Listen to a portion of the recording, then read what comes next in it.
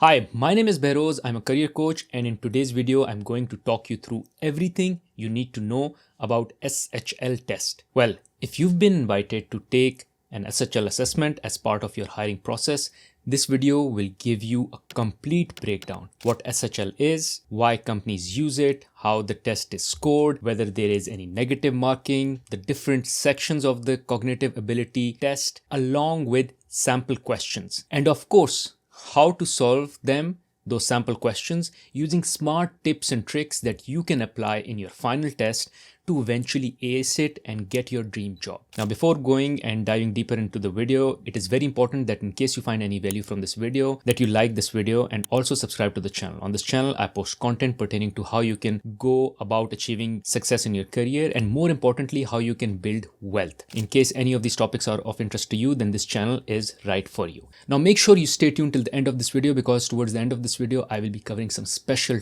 tips and tricks that you can make use of in order to ace this test. And mind you, the most important thing is not about giving the right answer, but to be able to give the right answer in the shortest amount of time because time is your worst enemy in these tests. Now let's start with what is SHL. SHL is a world's leading provider of pre-employment assessment test. Companies use SHL to evaluate candidate skills and abilities before making hiring decisions. Since SHL works with various employers across different industries, there isn't a single SHL test. Instead, the type of test that you take will depend on the employer and your role in the company that you're applying for. Now, SHL is not just limited to traditional multiple choice test. Rather, it has introduced innovative, interactive assessment designed to mimic real-world problem-solving scenarios. So before you start preparing, it's essential to confirm whether you're taking a multiple choice or an interactive version of the test. More on that in the tips section at the end of this video. Now let's talk about why do companies use SHL. Well, in a nutshell, employers are looking to find the best candidate, and this allows them to kind of judge or shortlist the right candidates that they can take forward in the hiring process later. So SHL will judge the candidates based on their cognitive abilities and whether they can perform well on the role or on the job or not. Now, there is a very common question that is asked whether SHL tests have negative marking or not. The answer is no. SHL does not penalize wrong answers. This means you should never leave a question blank. Even if you are unsure, make an educated guess as you won't lose points for incorrect responses. Now, how is the test scored? SHL test scores are based on two key factors. One is raw score, the number of correct answers you provide, and second is percentile ranking, how your performance compares to other test takers in the same industry or job level. So your score is then categorized into different performance levels such as below average, average, above average, and high. Some companies may also set a specific cutoff score to qualify for the next hiring stage. Now here, a company can simply say that they want to hire or move anyone who has achieved 70 percentile into their hiring process or towards the interview, which means that whoever has taken the test historically for the same kind of role or in the same kind of industry, you are someone who has achieved 70% or more than those people who have attempted. So if that is the case, then you move forward to the hiring process, which is probably the interview. Now, one important call out that the best strategy to ace this SHL test is to practice. The more you practice, the better you will get at the questions that you will be expecting in the test. What I did was I sifted through the web and found this particular website which has sample tests and sample questions which mimic the original test. I highly recommend you check them out and try out their practice questions and more importantly, practice test, because this will not just help you get better at the questions but also will help you with the pressure that you will feel during the test with the timer going on. So I highly recommend you check them out. I will leave the link to that website in the description of this video. Now, SHL provides different kind of tests. It could be cognitive, it could be personality, it could be behavioral. However, in this particular video, we will be focused on cognitive ability test only. Now, talking about the SHL cognitive ability test, it is one of the most common assessment test under the SHL umbrella, also known as aptitude test.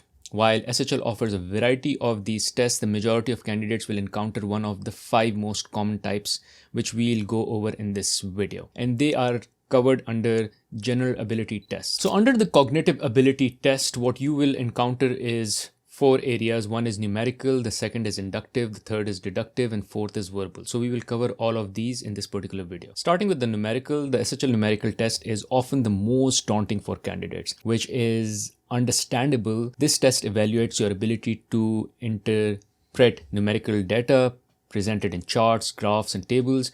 You may need to perform calculations, compare figures, or identify trends. Depending on the test versions, you'll face between 10 to 16 questions with approximately 20 minutes to complete them. Here, one of the key challenge is not that you won't be able to answer the question, rather that you have to answer the question in only 20 minutes. So you are racing against time. Now, in case you are presented with the interactive version of the test, then you may encounter bar graph, where you'll be presented with a bar chart displaying different categories of information. To answer, you will need to drag and adjust the bar heights to indicate the correct values, having done some calculation. So here's the sample question that we have, is giving us a graph which has sales revenue. So number 1 point is total sales revenue was 120 million in Q1.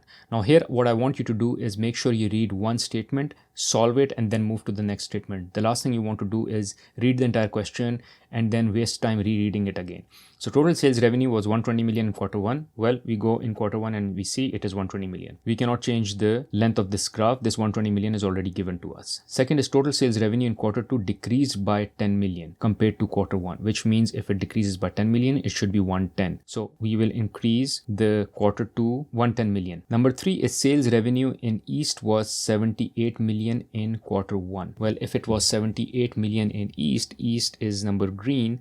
So 78 divided by 120 is 65. So blue should be 65% and green should automatically be 35%. The next one is sales revenue in the West increased by 46 million. So if sales in East in Q1 is 78 million, 120 minus 78, we are left with 42 million. So that means that sales revenue in West in Q1 was 42 million and it increased by 46 million. So from 42, another 46 was added. So we will do 42 plus 46, which is 88. So in Q2, the West sales revenue is 88 million. Now, what is 88 of 110? 88 of 110 is 80%, which means the green section would be 80%. So we will move the green section to be 80%. And the blue would be 20. This is our answer. So 120 in Q1, which is given, 35% is West, which is green, 65% is East, which is blue. And in Q2, the total is 110. Green becomes 80%, which is West, and blue becomes 20%, which is East. The second type of interactive questions under numerical section that you can expect is pie charts. These illustrate proportions within a data set. You will be required to adjust the chart by dragging the sections to match the correct percentage or fraction. So here the sample question is 500 customers contacted a company today. Phone were 250 customers. So 250 customers were contacted by phone. 50% of phone customers, not of total, but of the phone customers were contacted by email. And web chat were 4 times the social media, and social media is blank here. But we know that social media is given to us at the bottom as 5% and it is fixed. We cannot change it. We can change phone, we can change email, we can change web chat, but we cannot change social media. If social media is 5%, we know web chat is 4 times of 5%. So web chat would be 20%. So 20% is web chat and social media is 5%. We know that email is half of phone, which means if we are left with only 75%, then 50% of that would be phone and half of that is email, which is 25%. So 25% would be email, 50% would be phone, 20% would be web chat, and 5%, which was already given, is social media. Third could be line chart. There will be a blank graph and you will need to manipulate the graph by dragging data points to reflect accurate trends or predictions. The next we have a line chart. Here Cheryl invested $1,000 on Monday. Each day after the stock increased 1%. So 1% of $1,000 is $10 of its original value. On Wednesday, she was charged an administrative fee of $10. Graph the value of the stock account at end of each day. So here first for Monday, we put the dot on $1,000 because on Monday we invested $1,000 and the question says each day after that. So each day after Monday, the stock is increasing. So on Tuesday, the stock increases by 1%. So our dot will be at 1,010. On Wednesday, our dot should have been on 1020 because it increased by another 1%, but we also incurred a cost of $10, so it stays at 1010. On Thursday it moves to 1020. On Friday it moves to 1030. So we add $10 on Thursday, $10 on Friday because we are increasing it by 1%. Number 4 could be ranking. Typically you'll be given 6 names of people whom you have to put into right order based on numerical values such as sales, performance, or productivity. Here the sample question we have is product sales profit. So we are given 6 products. We are given the units that were sold and the profit per unit. So question is drag the badges to each product, sorting them from ranked highest to lowest in terms of average monthly sales profit to the company. Now here we multiply each unit sale with the total number of units to get to the total profit. Here my recommendation is not to be bothered with the zeros and to make your calculation swift on the calculator. Use 10.5 instead of 10,500 into 1.6. You get 16.8. This is product A. Product B, we have 5,000 into 3. So we'll do 5 into 3, which is 15. Product C is 6.5 into 2.5, which is 16.25. Product D is 9.5 into 1.75, which is 16.625. Product E is 8.5 into 2.5, which is 21.25, and product F is 11 into 1.5 equals to 16.5. So here our first selection, because we have to go ranking highest to lowest, so one needs to be highest. So highest that we have is E, then the second highest that we have is A, then the third highest we have is D, then the fourth highest we have is F, then the fifth highest we have is C, and then the sixth highest we have is D. Number 4 in the interactive numerical section could be number ranges. For these questions you are usually given 2 criteria and then need to check to what extent these 2 criteria get fulfilled, which will determine your answer. So in this sample question we are given loyalty discounts of 2 layers. One is 5% discount for average monthly spending of $20 or more and contract length of 6 months or longer. So if there is a contract length of 6 months and longer and the spending is on average basis per monthly basis is $20 or more, then we get a 5% discount, and 10% discount if average monthly spending is $30 or more and length of 12 months or longer. So here it is best to write it down so you don't have to read the statement again, which is 5% space 20 space 6, 10% space 30 space 12. Now we check each one of them. So order number 1 is $278 total spending for 7 months. So per month spending is 39.7. So here we check 7 months is yes for the 5% discount because it's more than 6, and 39.7 is also true for a 5% discount because it's more than 20. The 10% discount doesn't apply because that requires 12 months. So that one doesn't apply. So 5% is the answer. Number 2 is 383 for 2 years, which is 24 months. 383 divided by 24 is 15.9. Now 15.9 is lower than both 30 and 20. So no discount, 0%. We don't need to check anything else here. Number 3 is 589 divided by 1 year and 8 months, which is 20, is 29.45. 29.45 means it will never be 10%, but it can be 5. And yes, it will be 5% because the number of months are more than 20 and the value is more than 20 as well, $20. Order number 4, 472 divided by 1 year 3 months, which is 15. So average is 31.33. 31.33 is good for 10% discount, and 15 months is good for 10% discount as well. So 10% is our discount that we give here. Within the multiple choice version of the test, you will get graphs. These questions involve analyzing data presented in a bar graph. You'll be asked to make calculations based on the data. It could be tables. Data will be presented in structured table format and you'll need to extract relevant information to solve the problems. It could be word problems. Mathematical challenges will be written in sentences form requiring you to apply arithmetic skills to find solutions. Now going to multiple choice, the next sample question is what proportion of scores were 50 and below for ISP 5. So here we only need to focus on ISP 5. We forget about the rest of the graph. ISP 5 is 112, which is purple, which is 50 and below, 254, 785, 389. We add all 4 of them together, which is 1540, and then we divide 112 by 1540 to get the proportion, which is the ratio, which is 7.2. So 112 divided by 1540 is 7.2%, and that is our answer. This should be a quick one. Next is tables. Here the sample question is, what is the approximate percentage change in profit per unit when a 12.5% discount is given for purchasing 150 units of Houston A? Now here we forget about any other Houston. We only look at Houston A, which is line number A or row number A. Here the unit price is 35.3. We get a discount of 12.5%, which is 4.4125. So our profit should reduce by 4.4125 because this is the ratio, or this is the percentage by which the sale price will drop, and that will exactly directly go into the profit. So 35.3 into 12.5% is 4.4125. Our profit reduction should be 4.4125. It is not asking us by how many dollar per unit will be the profit reduction. It is asking us what is the percentage of reduction. So 4.4125 divided by 19.16, which is 23%. So 23 will be our answer. Now let's talk about SHL inductive reasoning. The SHL inductive reasoning test is all about patterns. The test uses various questions, formats to assess how well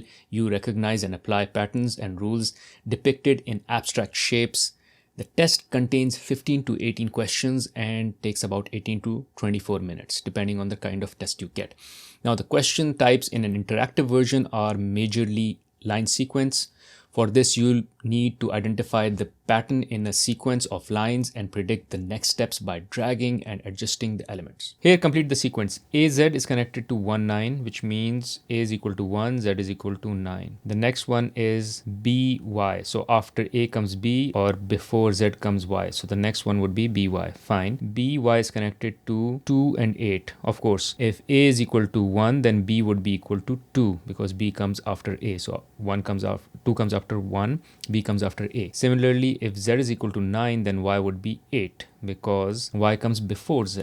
So 1, 9 becomes 2, 8. Now after 2, 8, we need to connect with CX because after B comes C and before Y comes X. So CX, and CX will connect to number 3, 7. So the first digit is increasing, the second digit is reducing. The first alphabet is increasing, the second alphabet is reducing. Similarly, after 3, 7, we move to DW. So when we move to DW, then it will go to 4, 6. From 4, 6, we move to EV. When we move to EV, from EV, we move to 5, 5. So 4 increases to 5, 6 reduces to 5, 5, 5. Number 2, image sequence. In an image sequence, you will be given series of images that follow a specific rule, and you'll need to select or manipulate the correct answer to complete the pattern. Here the sample question is, fill in the colors of the hexagram to create the next figure in the series. Choose the next image in the sequence. Here what we see is that the blue corner is changing and moving clockwise each time, and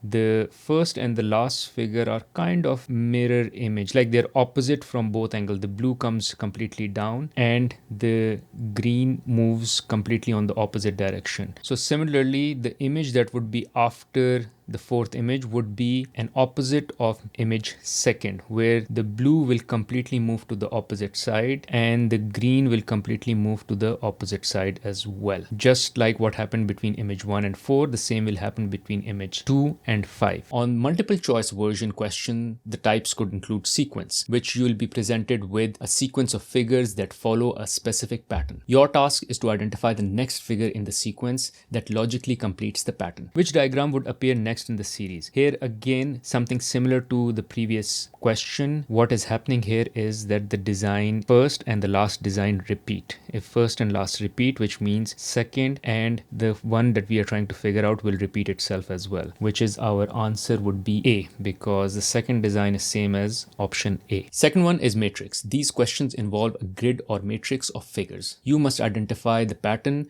that applies across rows and columns to determine the missing figure. Here the sample question we have is, choose the image that completes the pattern. Here what you need to figure out is a pattern in each of the rows and each of the columns. So one pattern that I figured out is that for each of the rows and columns there is one shape which appears twice. So if you look at the last row, triangle appears twice. Second last row, circle appears twice. Third last row, pentagon appears twice. Similarly, if we look at the columns, first column, triangle appears twice. Second column is the kite shape appears twice, and the last column is the arrow pointing left appears twice. So we need to pick a shape which will appear twice. Here, best is to do the elimination. So first we can easily eliminate D, because if we put in D in the first row, there won't be any repetition of the shapes, so it gets out. The second which we can eliminate is E again, because again repetition, there won't be any repetition of the shapes if there is circle and the arrow pointing right. So these two are out. And then we can also take out C, because here also there is no repetition if we put it in the first row. So we are left with A and B, because in A we'll find repetition of triangle, and in B we will find the repetition of triangle again.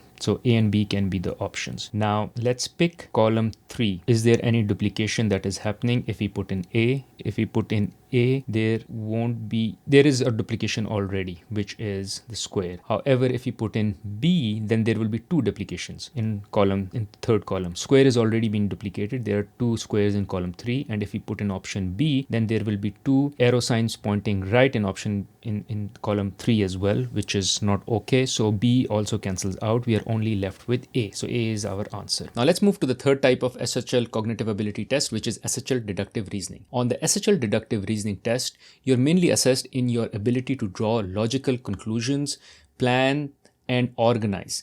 Depending on the version, you will need to solve around 12 to 18 questions in around 20 minutes. Question types in the interactive versions are scheduling. You will be asked to arrange a series of events or tasks in the correct order based on a set of rules or constraints. Now here, the sample question we have is when there isn't scheduled activity, workers are at their desk. Phone calls are made in conference room. Lunch is eaten in the dining area and breaks are taken on the balcony. Place each worker in the correct room at 2:30. Now here, note on the real test, you need to drag the worker location pin and drop it in the right or the correct place. So let's start with Amanda. It's 2:30. She's on a break. We want to know where she is at 2:30. We know that the breaks are taken at the balcony, so we move her to balcony. Josh has been in phone calls from 10:30 to 11, but now it's 2:30, so he should be at his desk. If he's doing nothing else, he should be at his desk. That is what we have been told. Workers are at their desk if there is no scheduled activity. Steven is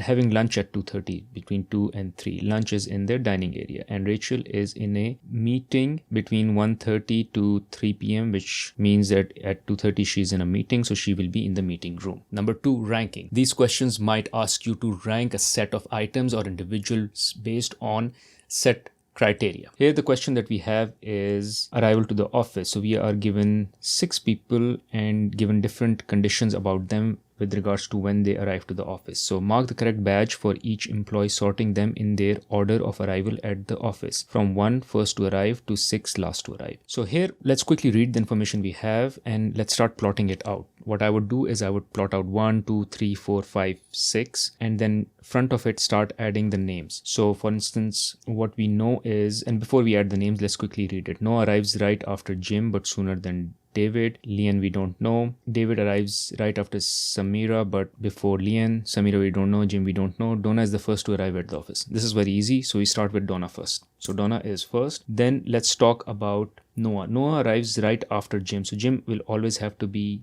before Noah, and David have to be always after Noah. But we know exactly Jim and Noah are back to back, but Jim comes first and then Noah. So let's assume Jim comes at second and Noah comes at third. We have to do some hit and trial. So Donna comes first, Jim, and then Noah. And then for David, we know right after Samira. So Samira could be number 4. Then comes David at number 5. And then we can put Lian, because we know that David is coming before Lian. So after Samira, before Lian, so Lian can be 6. And this also holds true for Noah coming sooner than David. So this is our answer: Donna, Jim, Noah, Samira, David, Lian. While the multiple choice version focuses on deductions and conclusions, these questions present you with a passage of information and ask you to determine which of the provided statements must be true or cannot be true based on the information given. Here the sample question we have is a statement saying there are no dancers that aren't slim, which means dancers are always slim. So dancers equal to slim. And the second statement we have is there are no singers that aren't dancers. So singers are always dancers. Singers equals to dancers. The options we have, and we'll do the elimination. There is not one slim person that isn't a dancer. this would mean all slim people are dancers, which is not given in the premise, because in the premise we are only given that dancers are always slim, but not all slim people have to be dancers. So this is out. Number 2, all singers are slim. We know all singers are dancers. So all singers are dancers and all dancers are slim. And hence, if S is equal to singer is equal to dancers and dancer is equals to slim, that means his singer should be equal to slim. So this is true. And if this is true, the others would be false, and hence we can always just pick this one. Or if we want to go with elimination, we can go to the next one as well, just to be double sure. Any slim person is also a singer. This would mean all slim people are singers, which is not given. Hence this is out. D is all dancers are slim singers. We know all dancers are slim and all singers are dancers, but not all dancers are necessarily singers. So false, and none of the above is not true because we know B is true. Number 2, underlying assumptions. For these questions, you'll be required to identify the assumptions that underline a given argument or statement. Now, here the sample question we have is: a logistics company needs to allocate delivery drivers for the upcoming week. Based on past trends, they expect to complete 9,600 deliveries next week. The following conditions apply. Each driver can complete 8 deliveries per hour. So driver equals to 8 per hour. Okay. Delivery shifts are 9 hours long and company operates 6 days a week. Okay. Full-time drivers work 45 hours per week, but only 40 hours are spent on deliveries. So for us, 40 is relevant only. Part-time work 24 hours, but only 20 hours are spent on delivery. So 20 is relevant only. Which combination is best to meet the delivery demand? So here the best idea is to do hit and trial. So what we will do is, let's take option 1, 18 and 10. We multiply 18 with 40, 10 with 20, because we have 40 hours for full-time, 20 hours for part-time. So you get total 920 hours. So we multiply 920 with 8 and it gives us 7360. Which is less than 9,600. So it is less. The next, what I would do is I would go down and pick up E, because E has 30 full-time deliveries and 5 part-time, and see what is the range. Like A is too low, but let's see how high is E. So if we take E, we have 30 into 40, which is 1200, plus 5 into 20, which becomes 1300. 1300 into 8 is 10,400. So 10,400 is good for us. Let's take one level down, which is D. So 25 into 40 plus 2 into 20 is 1040 into 8, 8320. So 8320 is less, which means all others would be less as well. And the reason I know all others would be less, which is A, B, C, would be also less because they have less full time. So the more full time, the better it is. C has 22, B has 20, A has 18. They are adding up to be a lower number. And hence I will go with option E. Number 3, number table based questions. You will be presented with data in the form of tables or charts and asked to draw conclusions or make deductions based on that data. Here the sample question we have is: note codes are always listed first by the calls pack, then text message pack, multimedia message pack, and data pack. Which of the following series of codes is incorrect? So here first we know calls has a number like 5, 10, 15, 20, 25. So B is correct because it starts with 5. The next one, C, is correct because it starts with 25. We have call pack. And E is correct because it starts with 5 as well. So we remove B, C, E. We are left with A and D. So let's pick A. A starts with G, so G is what? G is text message pack. Okay, and then the next one is data pack, which is A360. So this is correct as well. And let's check D. D starts with S and then moves to 850. No, for S the combination is 580, not 850. So D is our answer because this one is incorrect. Moving to the last one, which is SHL verbal reasoning under the cognitive ability test. Unlike the previous assessments, this one only has multiple choice format. It consists of 30 questions to be answered within 19 minutes. All questions follow the same pattern known as TFC: true, false, or cannot say. You'll be given short passage and a related statement. Your task is to determine whether the statement is true, logically flows from the passage, false, contradicts the passage, or cannot say, not enough information is provided in the passage to determine whether it's true or false. Here we read the passage. In the past few years, the government has turned to shock tactics to fight the battle against smoking and the burden smokers pose to the country's economy, manifested in sick days and health issues. The latest anti-smoking campaign showed tumors growing from a cigarette. Needless to say, the advert was contentious. On the one hand, the advert has become a viral sensation since its launch and has attracted plenty of attention to the subject. The government estimates that approximately 300,000 people will attempt to quit smoking because of the campaign. On the other hand, some argue that using a hard-hitting approach is not not the best way because people become very afraid. If someone thinks they might have cancer or a symptom of cancer, they're likely to push it out of their mind. Health experts claim the new campaign is not effective in targeting all smokers and recommend using it alongside other measures. The advertisement is not effective because it scares people. So here the best approach is first to read the question and then the passage. The advertisement is not effective because it scares people. Because now you know what you have to look for in the passage and you don't have to reread the passage. What you want to do is to save time, read the passage once. So read the question first, then read the passage. Since the effectiveness of advertisement is debated and not conclusively determined, the best answer is cannot say. So cannot say is our answer. Now that you understand the test structure, here are some expert tips to maximize your score and you be able to answer these questions in the shortest possible time and hence be able to ace the test and also get your dream job. Now, number one tip is that official practice test provided on the SHL website is not enough. Many candidates rely solely on SHL free practice tests, but these often don't reflect the real difficulty of the actual assessment. They also lack detailed explanation. To fully prepare, look for external practice resources that provide in-depth solutions and strategies for tackling different question types. Now here, one key strategy is practice, practice, practice. The more you practice, the better you will get at this. And what I did was I sifted through the web to find this one website which has sample tests, sample questions which mimic the original test. So I highly recommend you check them out and try out their practice questions, their practice sample test for you to improve and get better at delivering this test. The reason I say this out of confidence is because I have recommended this website to many of my candidates I have coached and they have found fruitful results from practicing through this website and have been able to ace their employment test. I will leave the link to their website in the description of this video. I highly recommend you check them out. Number two tip is it is very important in advance that you know which version are you taking and you only prepare for that particular version because SHL assessments come in both multiple choice and interactive formats. The interactive version has unique question types such as drag and drop, ranking tasks, which require a different approach compared to the multiple choice test. So check your test invitation carefully to determine which format you will be taking and practice and prepare accordingly. Third tip is to manage your time wisely. Time is limited on SHL tests, so don't get stuck on difficult questions. If you're unsure, make an educated guess and move on. Practicing under timed conditions will help improve your speed and accuracy. Therefore, I say you do need to go and not just practice sample questions, but also practice sample tests. Tip number 4 with regards to logical deductions and verbal reasoning.